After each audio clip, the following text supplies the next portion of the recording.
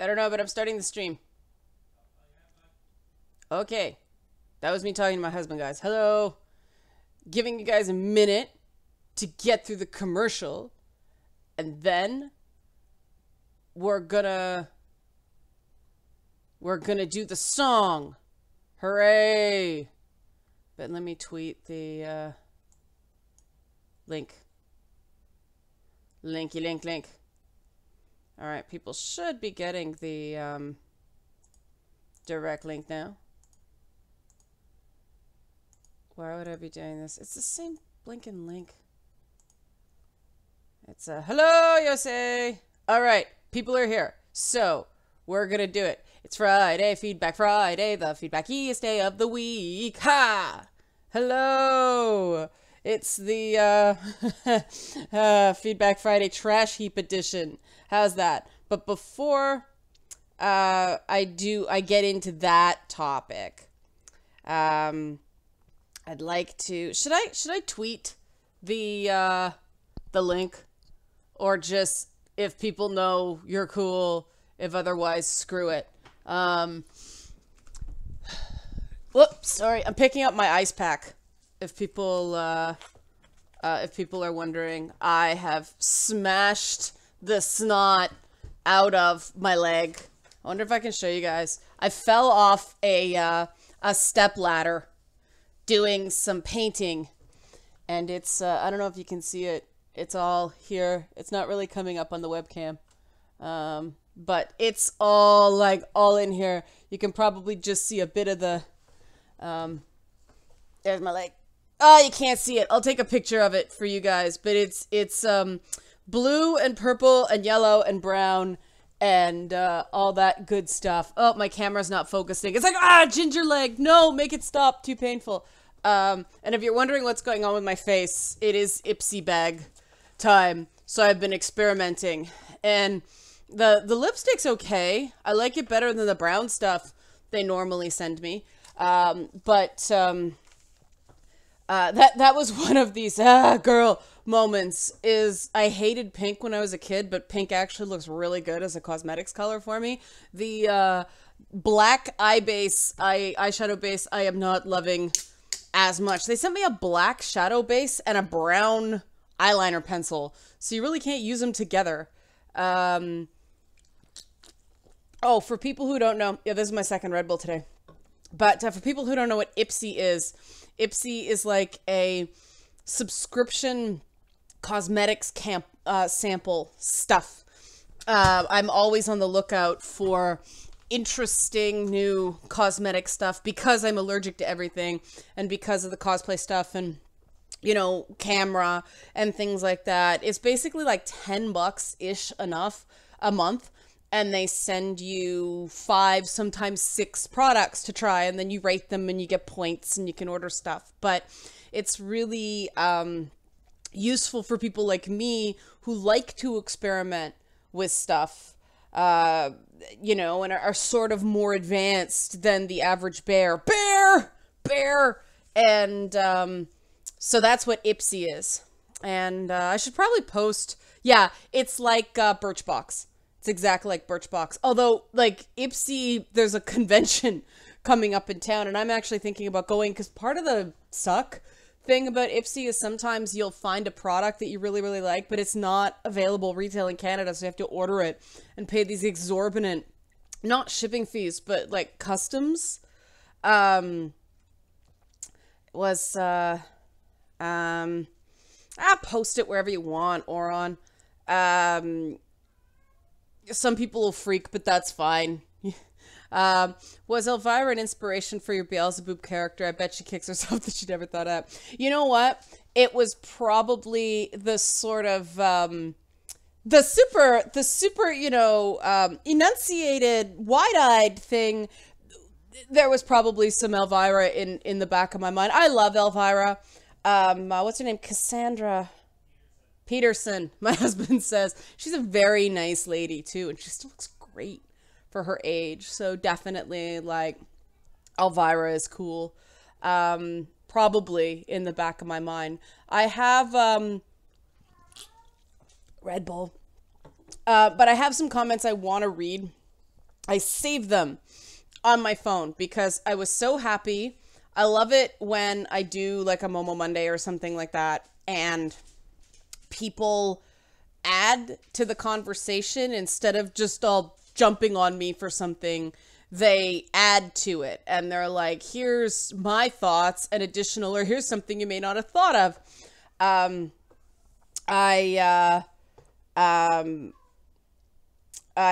Okay, here's one comment that I thought was great.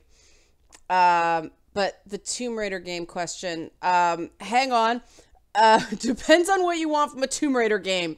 But let me read these because they're great comments, and I like to reward really good comments. And, you can see my Megan Levy ticket stub in the back of my phone.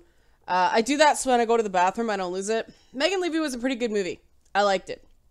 But it was about the how to disagree respectfully comment.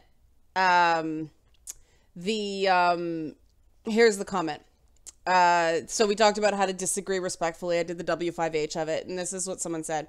I'd be happy to only disagree with somebody privately if they brought up the topic in a private discussion, but in an online context like YouTube or Twitter in particular, I feel like disagreement should be as public as the original post, specifically because of the audience. Especially if it's a sensitive issue like religion or a hot political topic, my chance of convincing the person I'm debating might be very low, since we're both very invested in being stubborn about our positions. The audience, however, could be full of people sitting on the proverbial fence, which have a lot to gain from seeing both sides presented. The shaming and disagreement theater isn't something I'd drag somebody into. If somebody were taking people's private conversations and ideas and hosting them online specifically to say, look at this dumbass, I would denounce that. But I haven't seen this happen. All those YouTube channels dedicated to response videos are responding to deliberately published media. You sign up for a public discussion of your ideas when you publish them, even if the discussion ends poorly for you. I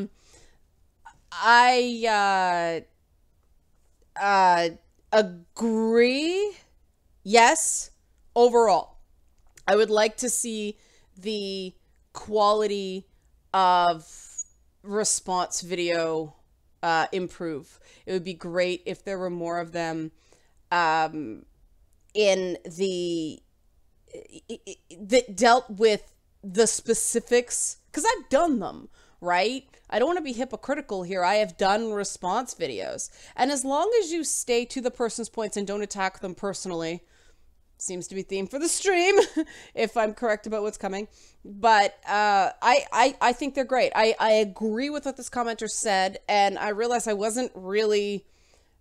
That wasn't the context of what I was talking about, but I didn't state the specific context of what I was talking about, so this was fair comment. Yes, of course, if somebody does a YouTube video and you want to do a response video, that's totally your right. This was in response to me saying, if you can make it private. I was talking about, you know, a conversation between two people who know each other instead of publicly shaming someone. That's what I meant, but it is a fair point, and so I wanted to give that point, because it's a good point, and I like it when people provide additional points without being a jerk. So good comment, good comment. Another person said in response to me saying, and this was not a criticism, this was a personal thing, that I said it drives me crazy when people like link to my work or talk about me or something and say, I don't agree with everything she says, and it's just because, I don't know, I feel like sometimes people are intimidated to tell me what the issue is, but this person has another perspective. But I actually want to know if there is a point, a specific point that you don't agree with. I would like to talk about it because I'm always open to learning, like the comment I just read that somebody's saying, yeah, response videos are something different. They can be respectful. Like, it's obviously the stuff is kind of subjective, right? Thanks for coming for a little bit, William. Anyway, hope work goes well. But this was in response to this, the fact that I'm saying, I can't stand it when somebody, I don't agree with everything she says, but, bye, William. the comment is, I'm one of those, I don't agree with everything you said, but this and this. That comment is not meant to imply there are things you are wrong at, which I don't want to discuss, for things that I wouldn't even make that observation. The difference in disagree and don't agree in how I tend to speak is that the latter is about not having settled my mind on the issue with the available information. Kind of like, I'm not sure about this. It's not about having something about it I believe to be wrong. That's interesting. That's interesting that that means something different to different people, and I will keep that in mind going forward. And see, I like it when people say, well, this is how I actually use it, because summer music night at a restaurant. William, you have my sympathy. I used to work nightclubs, so I know that feel. And if you're wondering why I have a Band-Aid on my hand, Scout, the kitty, stepped in paint, and I had to wash his paws, and he totally freaked out and took a pretty giant chunk out of my hand. And yeah, I mean, people are saying in the chat right now that I don't agree with everything should be a given, and that's the thing. I feel like that if you disagree with someone strongly enough to say, I don't agree with everything they say, but because that is a hedge, right? It comes across as, don't jump on me for liking this person. But when I do stuff like that, I tend to say, I disagree with them on this, however, because then it's clear, right? You don't just seem to be sucking out. You're actually having an intellectual caveat on something. There are people I like to watch and to listen to, but they get on certain topics and I just turn them off. It's usually that they're really anti-religion, and people have the right to have that opinion. I just don't want to listen to it because I think they tend to go into unsubstantiated claims, because for a lot of people, especially people in the media, hating on religion is their religion. So let's move on to things that, questions. Some of them are about private, like Kickstarter backer stuff. I don't talk about that publicly because I don't want people to feel left out. The point for getting on board, unless you want to become a Patreon, I should probably self-promote better than I do. If you want to become a Patreon, it is coming up on the end of the month. So as soon as your credit card processes, you will get the messages and you can get into the backer sessions if you still want to. That is the option. If you missed the Kickstarter for whatever reason and still want to participate, it's just Leanna K on Patreon. But so we'll keep the backer stuff with backers. But somebody asked me about what Tomb Raider games to play because they're on sale. It depends on why you want to play the Tomb Raider games. Do you want the complete experience? If so, start right at the beginning, because there are a couple moments in that original Tomb Raider game that are still legitimately awesome. The T-Rex. I got to that part the other night. I'd forgotten about it because there's so many dinosaurs in games now. I'd forgotten about it. And then, the way they hide the draw line in the darkness, and then it's like little dinosaur, and they're just like, little dinosaur. And then this big chum, T-Rex comes out, and you're like, what the crap? Even though it's fairly rudimentary graphics by today's standards, it's still a cool moment. Like, it still holds up, and I'm like, nice! Mid-90s game still manages to make me go, whoa. And then you get the, as I call it, the bound testicle in the back of Laura's head, because her braid wasn't properly animated yet. They said when she was doing the gymnastics, it was like an electric eel flopping around. So they cut it off, but there's still like this appendage in the back, and it doesn't look so good. But, they refine and refine.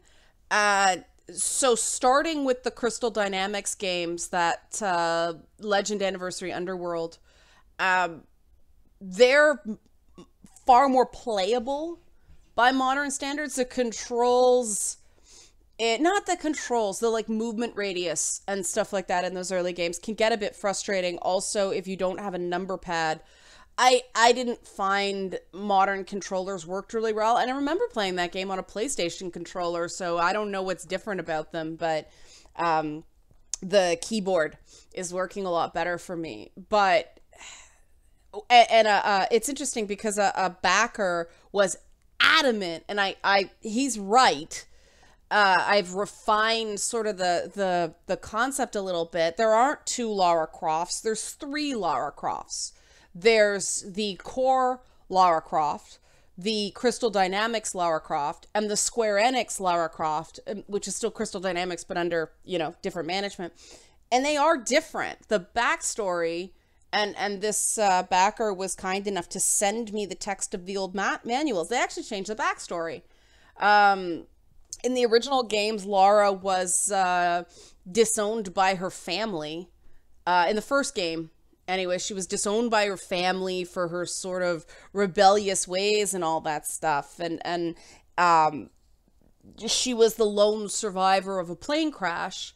They didn't actually say her parents died in that plane crash initially. So it's interesting. There's been a lot of retconning of Lara's origin and based on, what characteristics they want her to have. And that was very interesting to discover because, it was the 90s, right? It's been a while. So it's interesting how memory is imperfect that way. And somebody said, I think you should do an interview with Lauren Southern. William's gone, but I actually did Lauren Southern's show when she was still on Rebel Media. So that has happened. I'm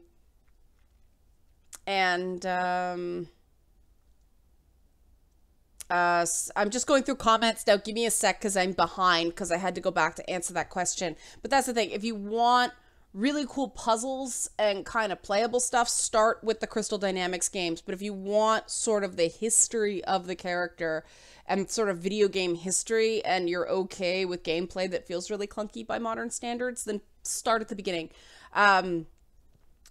I am still trying to figure out whether I'm going to include all those little isometric games and things like that just because of time.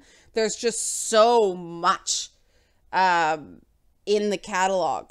But it depends on how much time I have to blow through all the games. Because they actually do take a while. They're challenging. Wow. Games used to be hard. Jolly says, I prefer making disagreement as public as possible simply because it is too easy to take someone's words out of context. And it's funny because that's precisely why I like them to be private. Because if you do misunderstand somebody, if they are taken out of context, and I think what Jolly's saying is, and I'm assuming Jolly's a he just because the person I know in real life named Jolly is a he.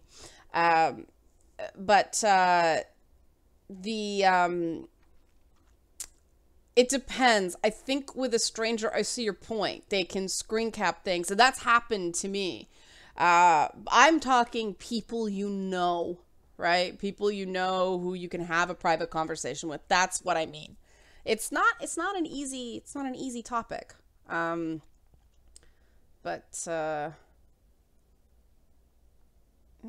So let's go down.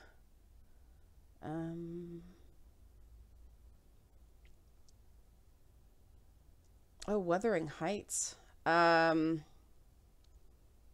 Sweetra says, if you've ever read Wuthering Heights, do you think that book is potentially misguided influencer stories like Twilight and 50 Shades take on the bad boy love interest? It goes back further. It goes back to Lord Byron. The Byronic hero comes from Byron, which was just self-insert writing. And that's why it's so funny when people like, oh, it's just a Mary Sue.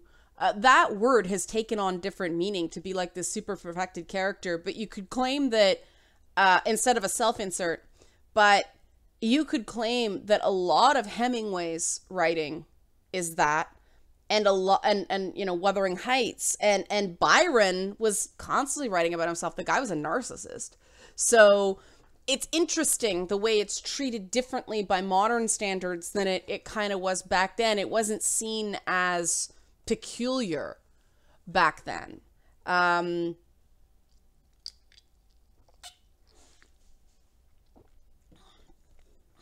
Um, sorry, I lost. Um, Here we are. We're back. Did I ever review the red pill at one point? No. Apparently there were screenings here I didn't know about. I know now it's available. I don't have time to do stuff right now, and I really don't want to distract myself with stuff like that. The best review, I think, in terms of being balanced, having not seen the movie, just, based on what I've read, is Kathy Young's review on the red pill. I think she's the only reviewer that I've read that goes into it with an open mind, but still stays sort of objective and critical in places. So if you're curious about somebody's thoughts other than my own that are, balanced, I'd recommend Kathy's review.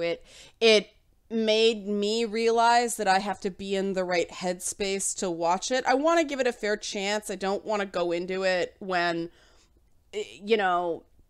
I've had a bad experience that day and had it colored my perspective. So I want to be careful about what mindset I go into when I finally see it. I will eventually. I just don't like being colored by hype, and there's so much stuff about that documentary right now. And I know, fail at YouTube, doing it wrong, that I don't want to get sucked into drama, but there's so much drama anyway, I have to pick my dramas. Oh my God, I'm trying to use something you made just for the people. Some points in the video might be hard to sell. Yeah.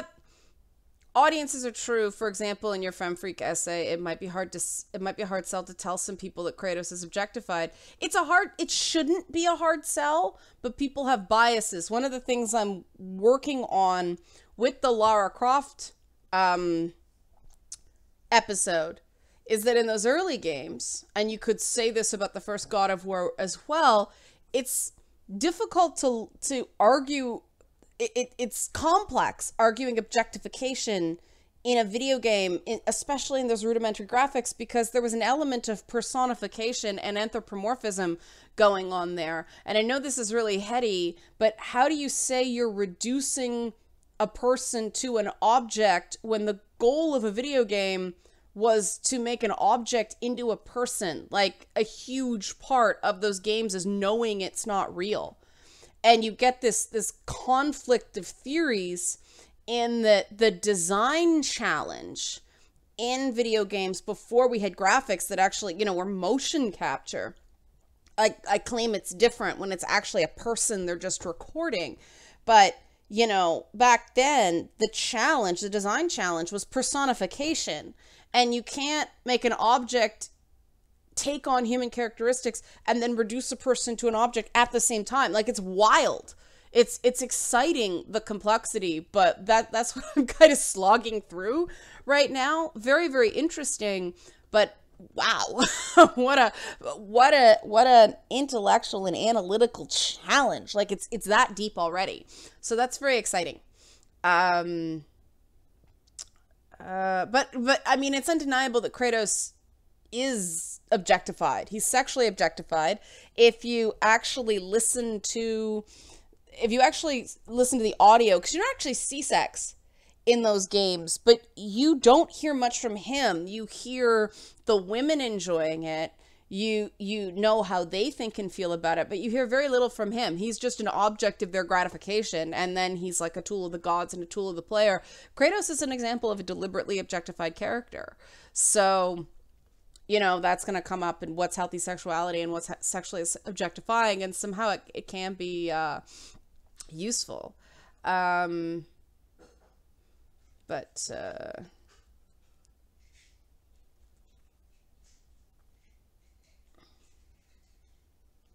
Questions? Yeah, I don't know how I forget the T-Rex. I have a lot of games in my brain. Really? The Lauren Southern interview wasn't available if they're not a Rebel subscriber? Huh.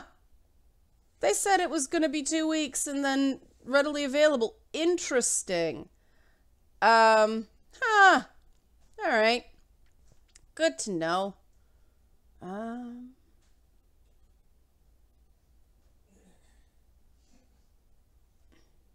Oh, the chat jumped again.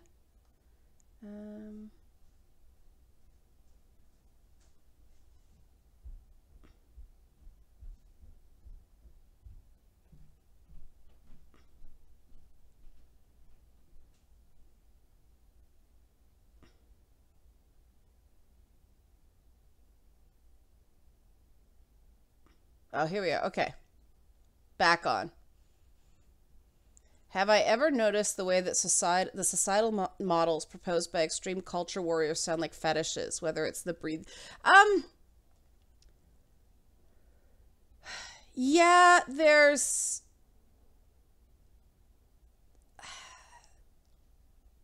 This is the personalist political run amok.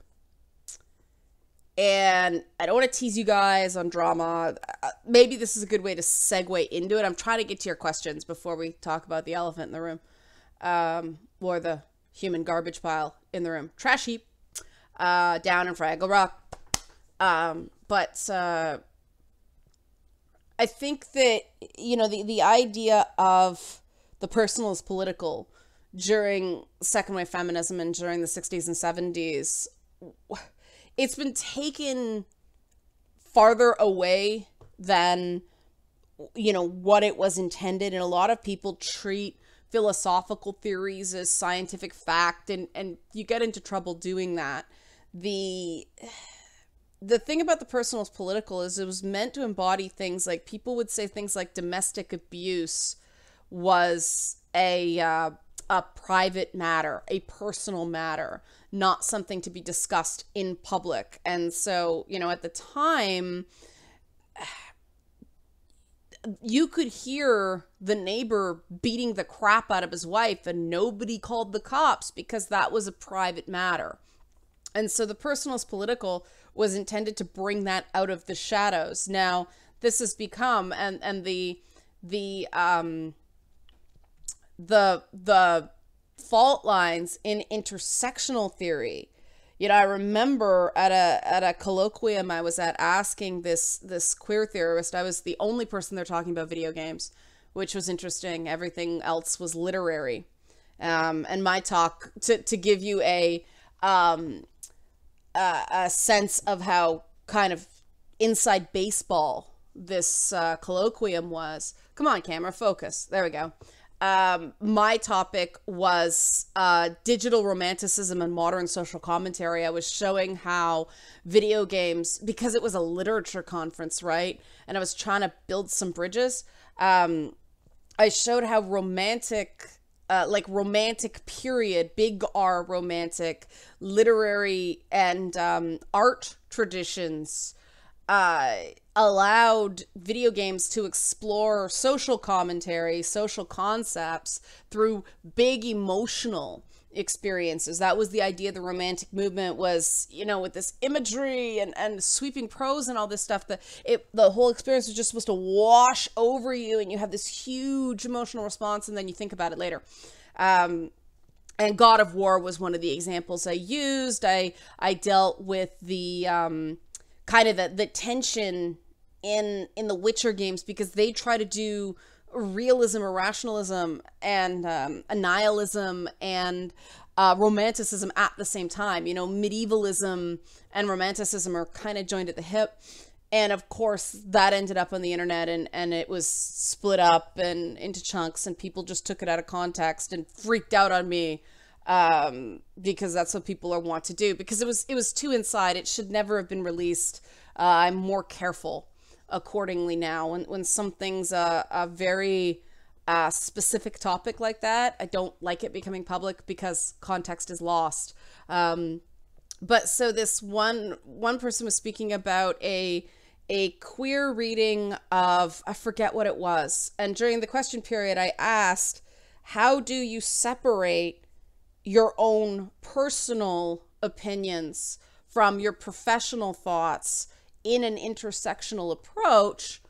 And I don't remember if they went by a she or their pronoun was they. Definitely a genderqueer individual, so I'll say they.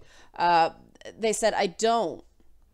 And I thought that was an interesting answer. I mean, very self-aware, but not a mode of analysis I agree with. I think that, and this is what makes the results different, right? If I can't explain why something bothers me beyond, I had a bad experience with this, and so I don't want to encounter it anymore, which is valid. I should be able to avoid content that is not to my taste. If I can't explain my objection to something beyond that, I don't. Other people take a different approach, and that's why I call myself a mosaicist, mosaic theory instead of intersectional theory, because I want to do this. I want to do multiple points on a map instead of this, because I think this is we're not doing quantum mechanics here. We can measure location and direction and speed and all that stuff at the same time. So why wouldn't we? Like, why would we put blinders on to all other experiences and just make our own kind of postmodern feels the one ring? It seems kind of foolish to me, but in the short term, it brought a lot of people to the table.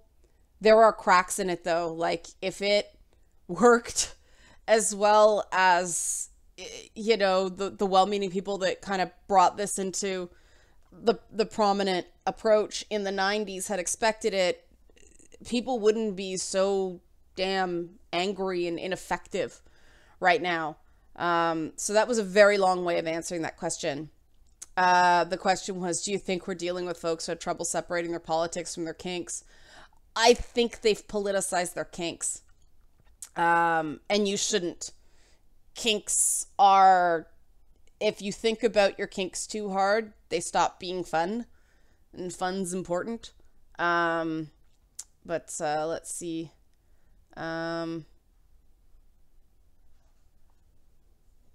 here's one.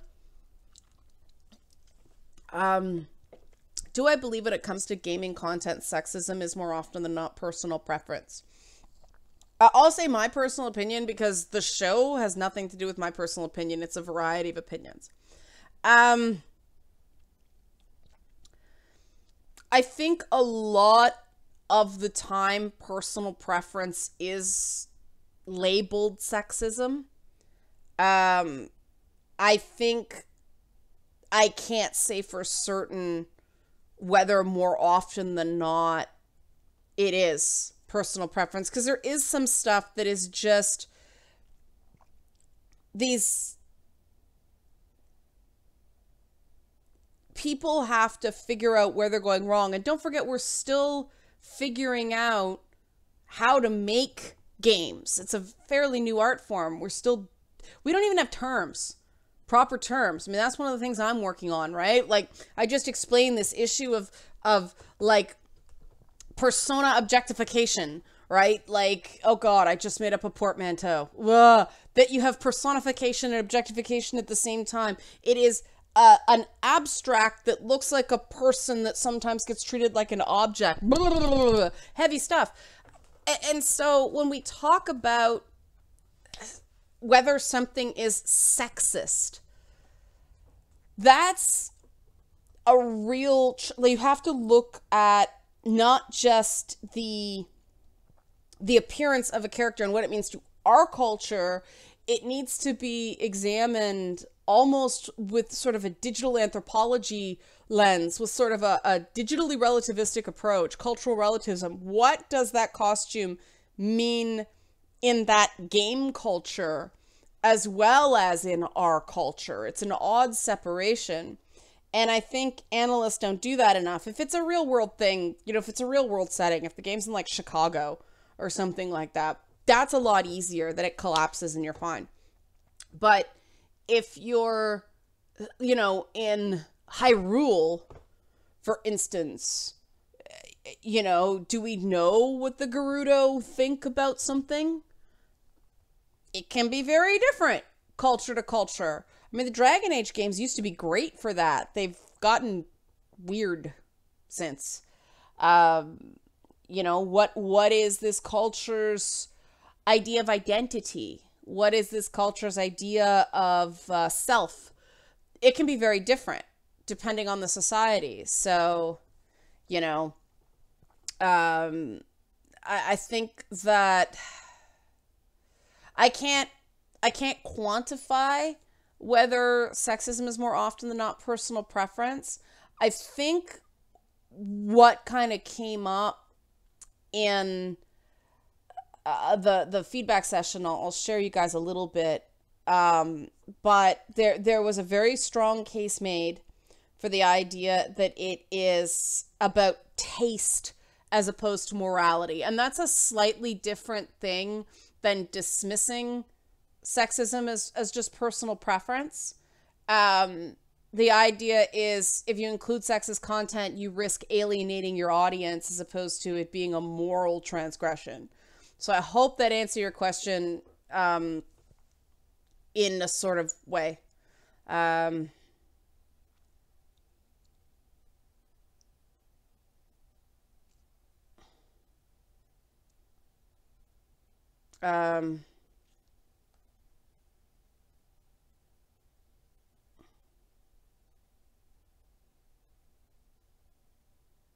Huh?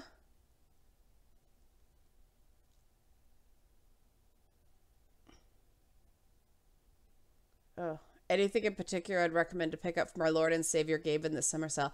I don't know if it's on sale. The game I've been playing as much more than anything is Banished. It's like a builder. I'm having a ton of fun with it. They've actually refined it a bit when I played it last months ago. So that's the game I'm playing a lot of. And this is hi Azael. Okay, here's his question. And I'm going to try to answer it, though I don't remember saying this. Now, this video you're referencing is a while back.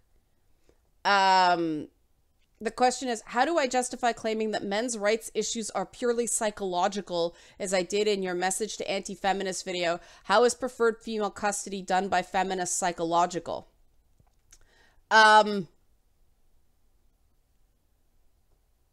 Purely saying something is purely psychological, that doesn't sound like the way I talk, is why I'm like, huh? Because I would say just because something's psychological doesn't mean it's not real. So I don't quite understand.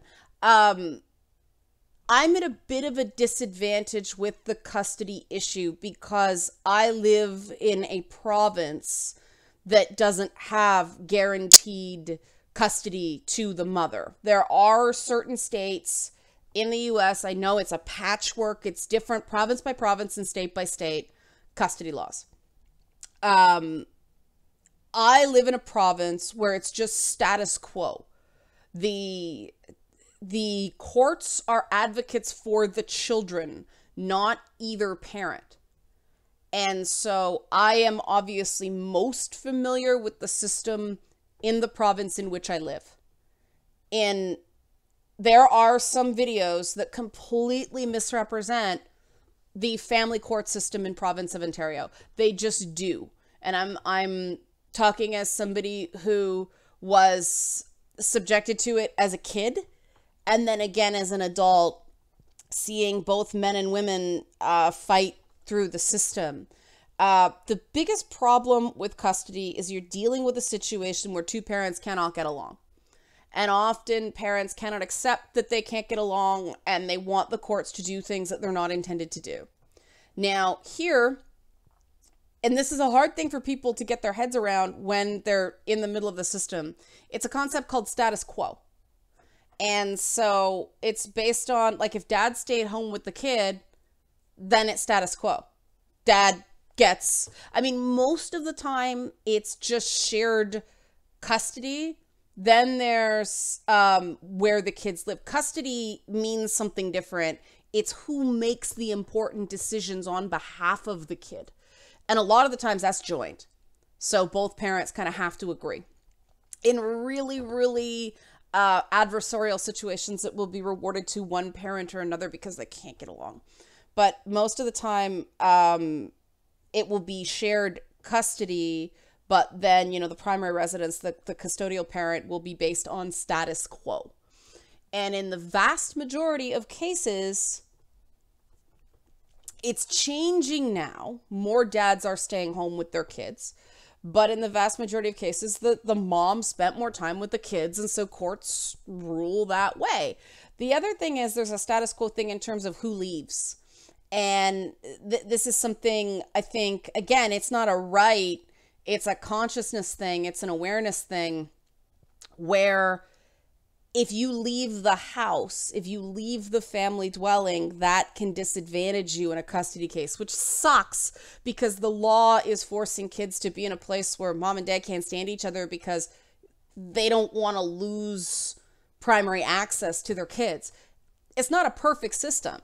I'm just saying where I live, we don't have preferred female custody. So that's my attempt to answer the question. I hope that's sufficient. I haven't looked. Oh, okay. Thank you, Oron. The quote. The quote he's referring to, this makes more sense to me now. Okay. The legitimate grievances that men's rights advocates don't have anything to do with rights. They have everything to do with psychological supports in male-dominated areas. What's confusing about that? That something doesn't have to be a right to be legitimate. You know, the suicide epidemic doesn't have anything to do with, you could claim right to access mental health. We could say that, but that's not specifically suicide. It's not a rights thing. It's a dignity thing. It's a compassion thing. And I don't see what's wrong with, since I started off by saying legitimate grievance, I don't see what's the issue here? I admit I'm a bit lost. I don't see the point of contention here. It's just a question of, I think we do need, we're bringing, seriously? Okay. Yeah, no, I didn't interpret that. I didn't say that men's problems are in their own minds rather than a product of society. When I say legitimate grievance, it's a legitimate grievance. End of story. And I am not talking about the other thing because that's a leading question, man. Like, why did I lie? I didn't lie. We're in an impasse here. Can you please stop that? Like, a question is a question. That's an accusation in the form of a question. And I don't want this whole thing to just go to crap and have a bunch of people watch us fight. So I'm not addressing that. I didn't lie. I didn't lie. I didn't lie. I didn't lie. That was like years ago. Okay. And I'm not getting into it on a public stream, but I didn't lie. End of story. Like, don't come here and call me a liar and expect a good result. That's just foolish. Okay? It's not, I am talking in good faith here. I'm answering your question and you call me a liar. That ain't cool. Like, what do you expect to get that? Okay? And this, I think, segs into the sort of thing of the drama that I put in the little box. That the whole Sargon of Akkad, Anita Sarkeesian thing. I saw a little snippet of video. My inbox kind of blew up this morning. And no, that video was not scripted. Maybe that video was scripted, but no, I don't by definition script my videos, Azael. I don't. This video is not scripted. Okay? That one might have been prepared, but legitimate grievance means legitimate grievance, man. I don't know what more to give you, but I want to go into this thing. There's a lot of speculation about the Sargon Anita thing. And it all comes down to intents. What did he intend to do being there? What did she intend to do? All that stuff. I just want to say that I wish people would not assume intents on people. How do I put this? I think that when you do panels, as somebody who's done them, you have to be prepared to be challenged if you're going to be in a public setting like this one. You know, you can set limits on the type of question you're willing to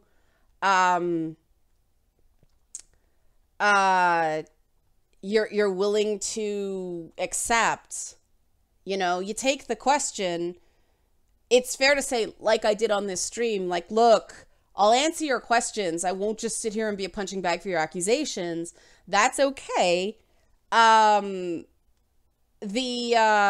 know, calling someone a name, and I believe it was on an anti-harassment panel,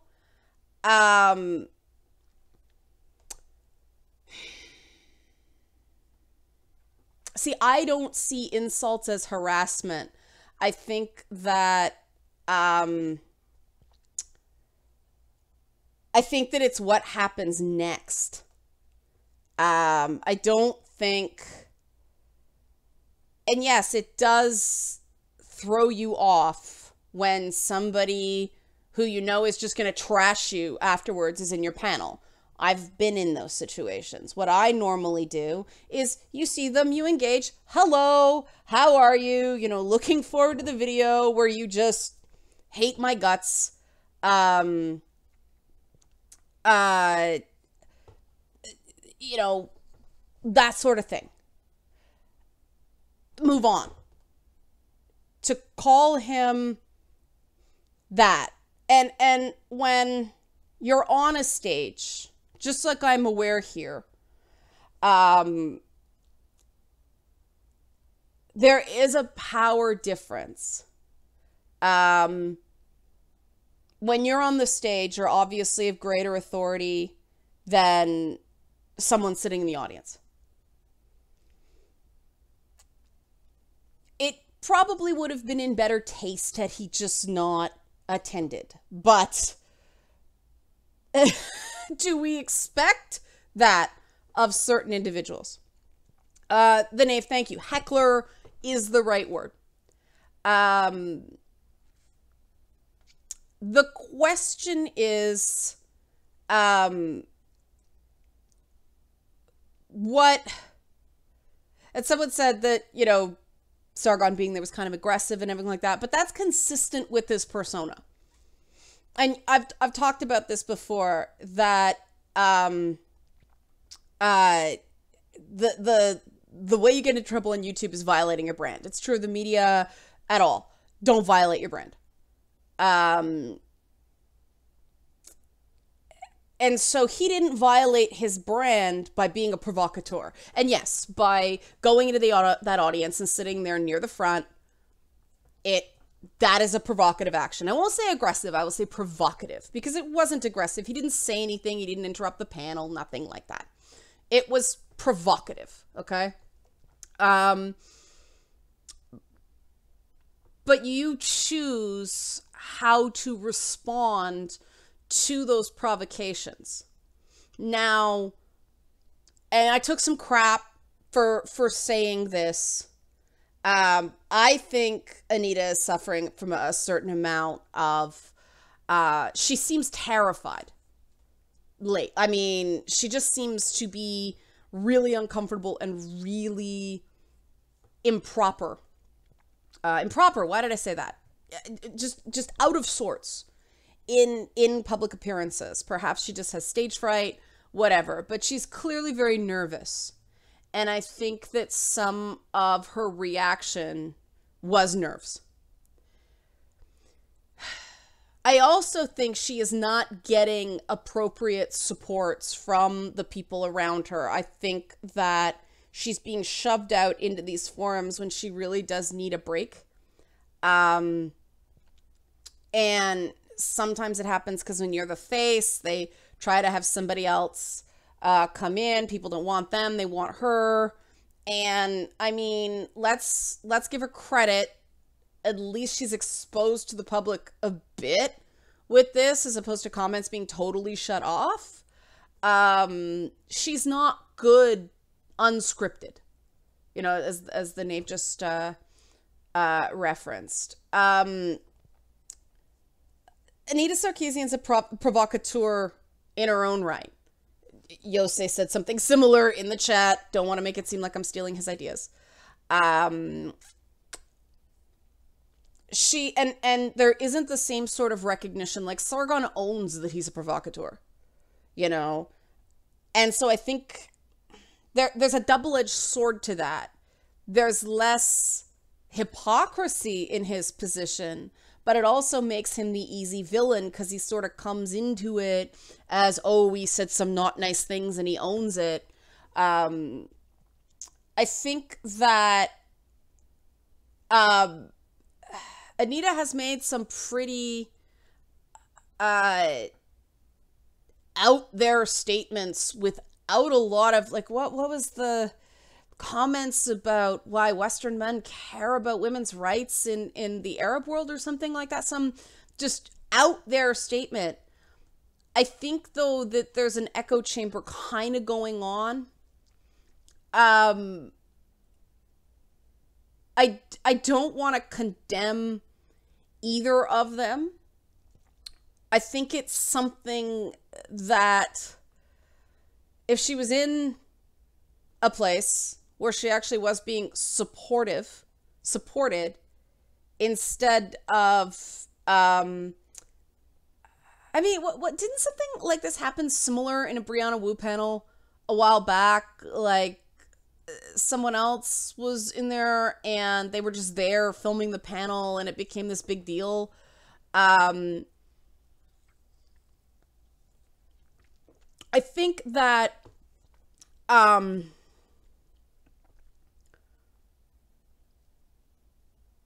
yeah, time to Japan. I think that we all have to be a bit more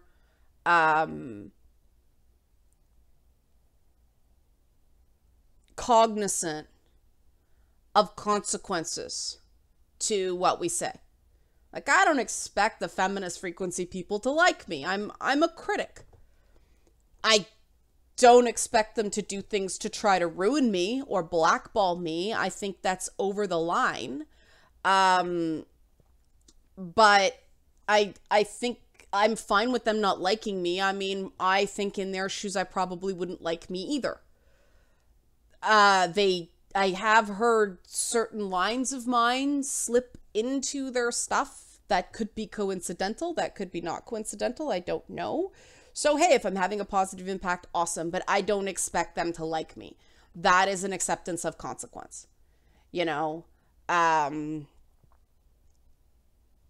there are certain things that are fair, okay? And we kind of saw it here, that I make a statement, somebody had a bad reaction to it. They're holding on to it years later. Is that a consequence of discussing contentious topics? Yes, it is. There is an asked and answered point where you can attempt to address the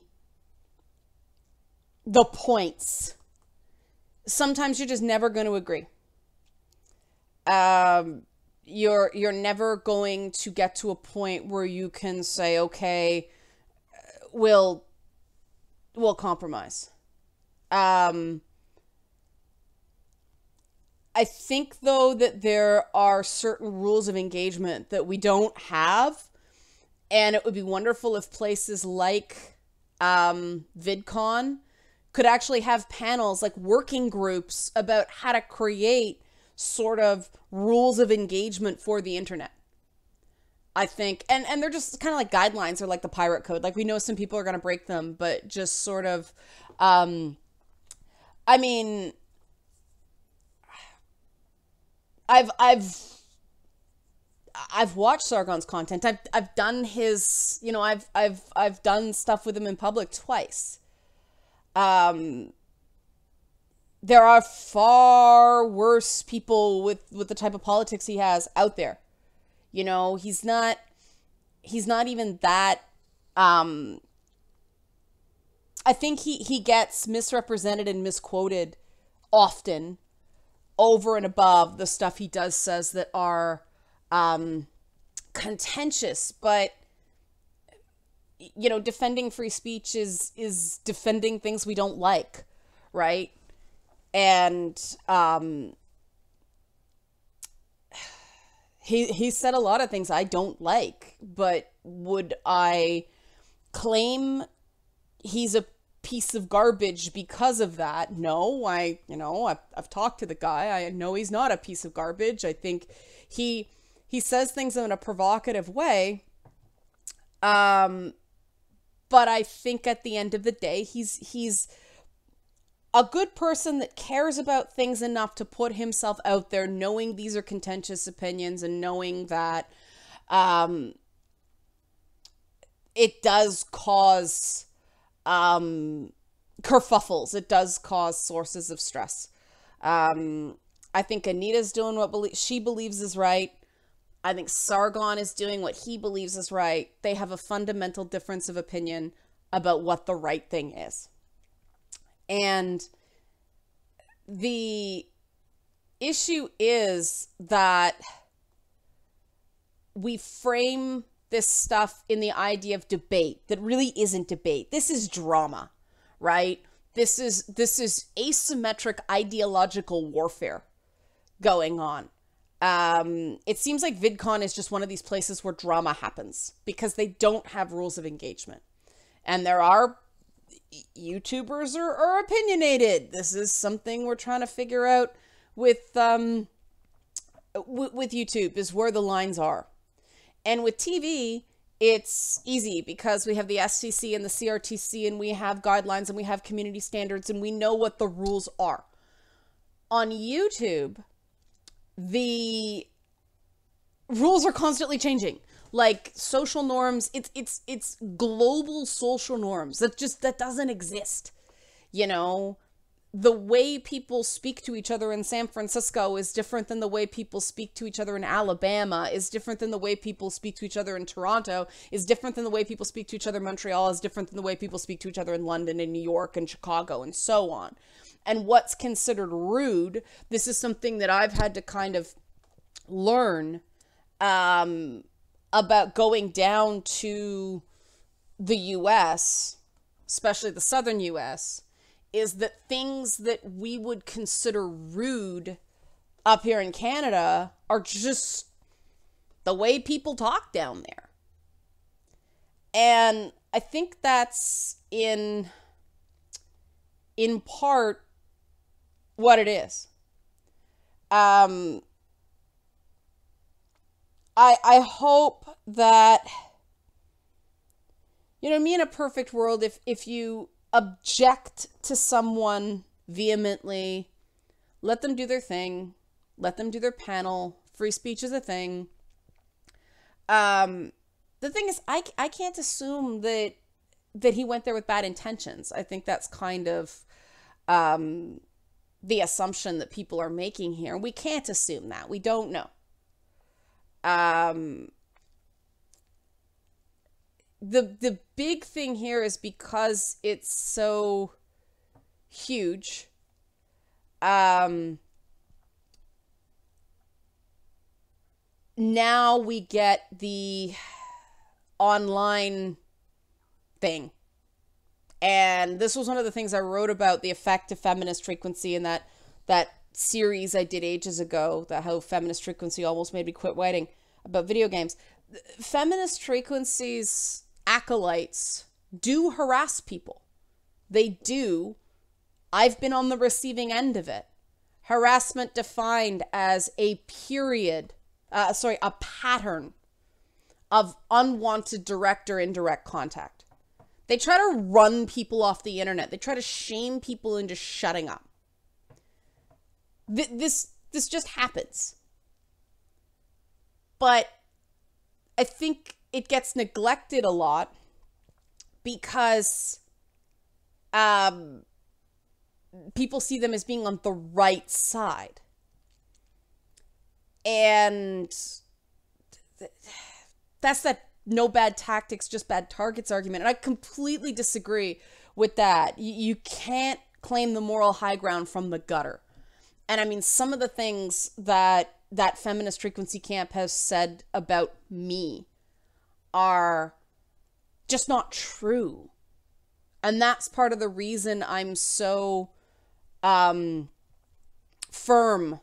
on this lying thing. You know, it came up earlier in the stream for people who weren't around then when things got a little bit unpleasant. I believe very much in making factual statements. It's very difficult, you know, if I knew then what I knew now kind of thing. You got to be very careful when you're talking about personal experience because there isn't a lot of proof as to what happened. It's my word versus somebody else's word, and I really take pride in my word mattering. And so I go out of my way to say things that are truthful as I understand them. Now, everybody makes mistakes, right? People say things that are factually inaccurate. That's not necessarily lying. That's being mistaken. You know, this was the information that someone had at the time. And, you know, if someone has misled me and I speak with false information based on what I was told, well, that's not me lying. That's me being given bad information. And you have to correct that, yes, but that's not a lie. Some of the things that followers of feminist frequency have said about me are flat out lies. That I'm bad for women, for one. That I actually harm other women. They have said that. There is written proof. A member of the feminist frequency organization actually said that I'm bad for women in leaked chat logs to people who are actively trying to create trouble for the people they ideologically disagreed with. That is harassment to me. That is at least an attempt at harassment. And that,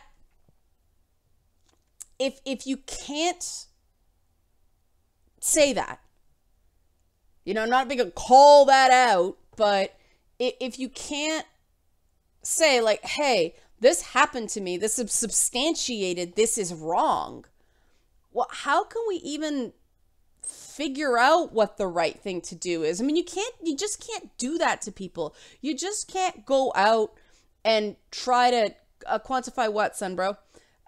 You can't just go out and try to ruin the reputations just because you have a difference of opinion with someone on video games. Like, that's crazy. Oh, that's ableist saying something's crazy. No, I don't mean it in that terms. You guys know how I feel about you can't be a leader and a victim at the same time. And every person, yeah, I don't know, Sunbro. Sunbro is saying, how do they even quantify the statement that they're being bad for women? That is a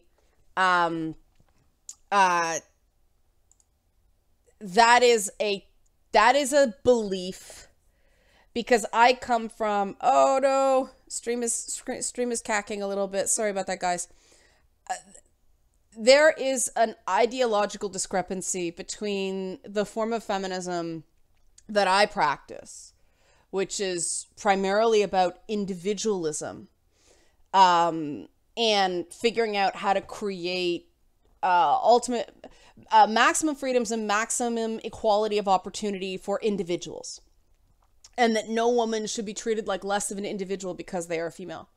Now, the feminist frequency form of feminism is a believe it or not, pre-early third wave form of feminism that is based more in class struggle. It's much more first and second wave stuff, especially second wave, borrowing from, because women's issues tended to graft onto other civil rights struggles, and the idea that it was numbers, so they had to pick certain issues that were good for all women, as opposed to these issues of, you know, sex workers' rights that are super complicated. I mean, the reason the ERA in the the 70s failed is there wasn't even agreement among feminists, never mind feminists and anti-feminists, about what the Equal Rights Amendment would actually do for women. And there were a lot of card-carrying feminists who really believed that if you enshrine in law that you cannot discriminate based on gender, they would lose all of their maternal and workplace protections. Things like you can't be fired for becoming pregnant. They didn't think that underlying frameworks were in place to a sufficient degree. They didn't think women were independently financially self-sufficient enough to pass the Equal Rights Amendment as it was worded at that time. And that's part of the reason it couldn't be ratified. They came like 3 states short, I think. And so there have always been ideological divides. Now, does that mean that I am less of a feminist than Feminist Frequency? They apparently think so. I don't think they are less of a feminist than me. I think that our underlying economic substructures that inform our feminism are radically different. I think that historically, Marxist structures have just made masculine norms more prominent, because what did women do as, you know, the bourgeoisie, the working class, the whole thing? They cut their hair and put on overalls. So they were assuming kind of male personas for work. That's not a promotion of the feminine. That's not the promotion of making feminine ideals as valid and as desirable as male ones. And you know, that's where we get into this victim thing. And that ties back into, you know, me saying that legitimate grievances about psychological support, we shouldn't have to frame things in the framework of rights to say they matter. Because rights are the freaking bottom. It's just like with this whole harassment thing. There's stuff that's flat out illegal. And then there's stuff that's good behavior. And then there's this giant no man's land of stuff that falls in between. And it's the same thing. Just because you have a right on paper doesn't mean you have the supports. It doesn't mean you have the social access to actually implement those rights. And that gulf is where I think a lot of work needs to be done, because on paper, everything seems cool. It's the implementation in the real world that's screwed up for men and women alike if you're not rich. And, you know, that's when you're, well, that sounds like a Marxist. No, I'm not saying that the state should own everything. I'm saying that it isn't actually, there isn't free and open competition. The deck is stacked against certain people for various reasons. And somebody asked psychological versus systemic. No, it's both. Somebody asked this earlier. And, you know, like I said, these are my opinions. This is what's worked for me. This is what I've found being out there and you know, working with youth and working in the media and all this stuff. And I don't have the same, it's interesting because we went to the same school, actually, Anita Sarkeesian and I, but we came out of it with profoundly different experiences with the gender studies department. In part because I was also taking anthropology and English lit, and those are modalities that it's not interdisciplinary, so it's not just cherry picking. It's no, this is the way we expect you to do things in this course. And it's tricky. Because I think that if they ever sat down with me, they'd find I'm not bad for women. My attitude towards sex and sexuality is just anything that can be used as a weapon against you, people will use as a weapon against you. And so if women are expected to, if there is a moral imperative for women to cover up and keep our legs closed, guess what the world is going to try to make us do? The opposite of that, right? Because anything that you have that the world can try to take, the world will try to take. And so my argument is that if these things are less seen as good woman equals modest, good woman equals chaste, good woman equals asexual and virginal, if that becomes less of an ideal, if female sexuality is less demonized in the unique ways that female sexuality is demonized versus the way male sexuality is demonized, if that is taken off the table, then that's not something that people can take away from us in an aggressive, violent power dynamic. That is what I believe. And, we talk about deflowering, defiling, all this stuff. You don't hear those words used with men as much, right? When a guy, there isn't this huge loss. When a guy loses his virginity, it's something a lot of guys sort of want to get over with. You're not a real man until you've had sex. Well, it's the opposite thing for women, right? And it's not right or wrong. It's different, right?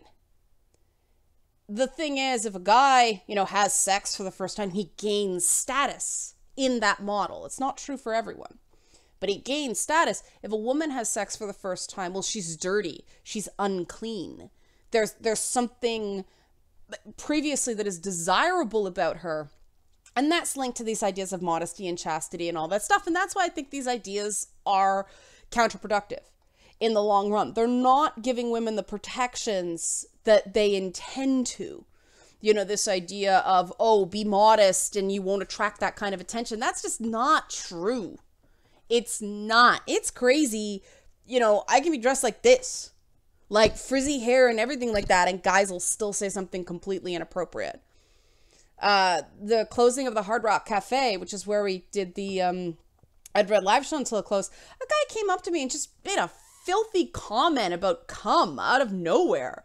And, my husband came up to me afterwards and said, "What was that about?" I said, "A guy really wanted to tell a cum joke to a woman in earshot."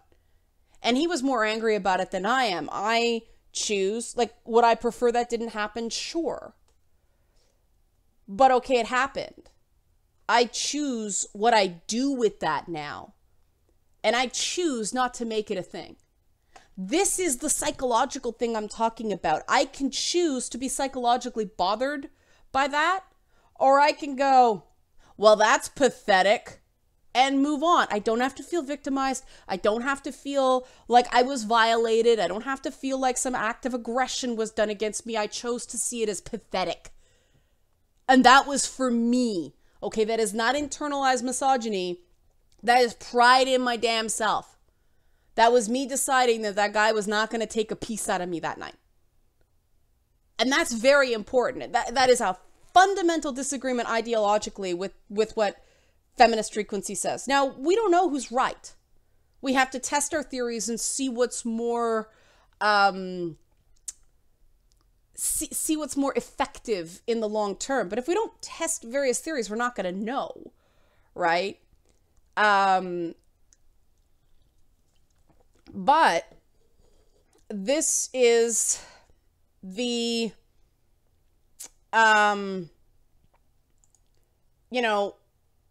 this is, I also think somebody's bringing up, the whole male victims of harassment, male victims of domestic violence, male victims of sexual assault, that sort of thing. Guys, do I have to kick someone?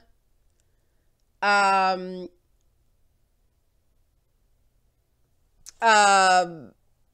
really don't want to get rid of this person, but who is this? Okay, yeah, they're gone. And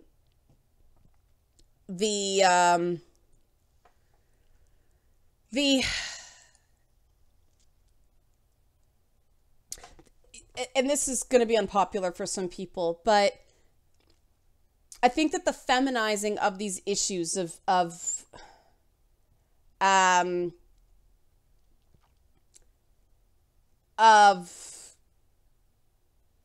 women being default victim, which is so weird because that's the damsel in distress thing. Okay? Women being default victim male being default predator. That has an impact in society. It means that certain assumptions get made. Now think about this, because we all talk about, why aren't women leaders of Fortune 500 companies? Why don't women start businesses? Why don't women run for politics? Why don't? Well, think about it. You know, it's that line in Wonder Woman. You guys have all seen Wonder Woman, right? This isn't a big spoiler. So, you know, there's that line that sticks a pin in this of, you know, Diana's in that room and the generals are all planning and it's World War I and all this stuff. Like, you hide in these rooms. Our generals lead the soldiers from the front and all that stuff. And that is kind of what I'm getting at. That if your leader is cowering in the back, does that inspire bravery? Does that inspire confidence in the people you are trying to lead? No. It encourages fear. It inspires a bunker mentality. Keep out the world that's scary. Oh, thank you, 12 more than you. I've never gotten money for a donation thing. That's awesome. But the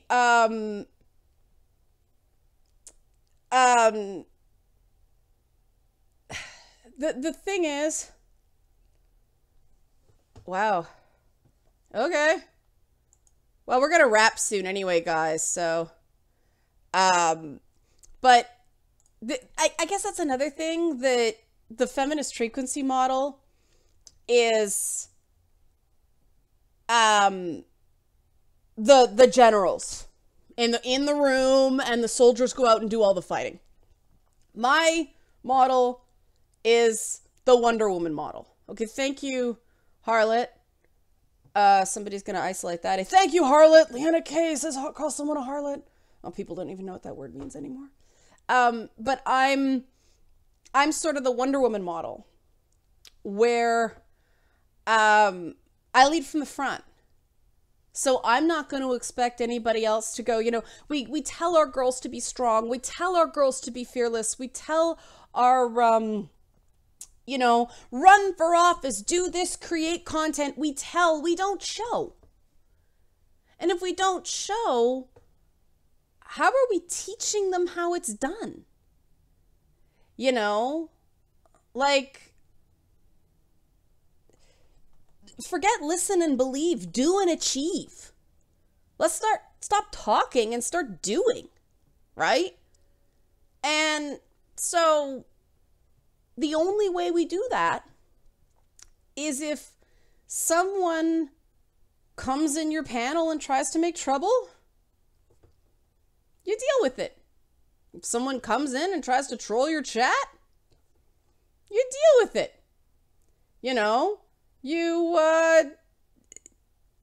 take the hits, you eat the shit, and you keep on going. Rocky Balboa, man. It's not how hard you hit, it's how many times you get hit and keep getting back up.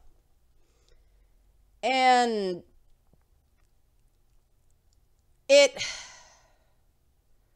that's a good point, Oron. We tell our girls to be so fearless they stand in front of bulls, even though that's both an absurdly bad idea and Wall Street wants the bull to charge. The reality is it's gonna be harder for women in the short term in these roles, because the archetypes aren't here. Yeah, Drew, I get rid of people because it distracts the chat, and you guys give good comments, and you know, it's we're gonna wrap up soon anyway, guys. But does anybody have any questions before we go? I think trolls are coming out today, I think, because it was shared in certain areas and because of the topic. But yeah, for people who are new here, we don't normally get this. I suspect it has something to do with the altercation earlier. But does anybody have any... I did talk about the T-Rex, Gilgamesh.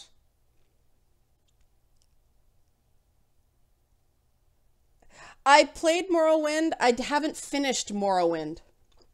And I guess you can't really finish an Elder Scrolls game, but LadyBit series will be on YouTube.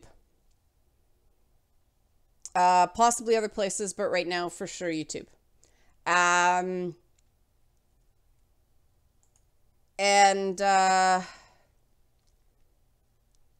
Yeah, that's a longer thing. I actually have to go do I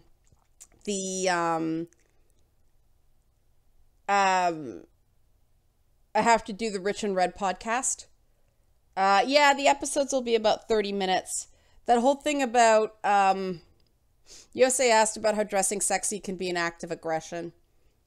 I'll do that for Tata's Tuesday. I'm gonna write that down, Yosei. What do I think of Lovecraft in general? I think Lovecraft did what he did to get chicks. And that's my joke. That's my Lovecraft joke. But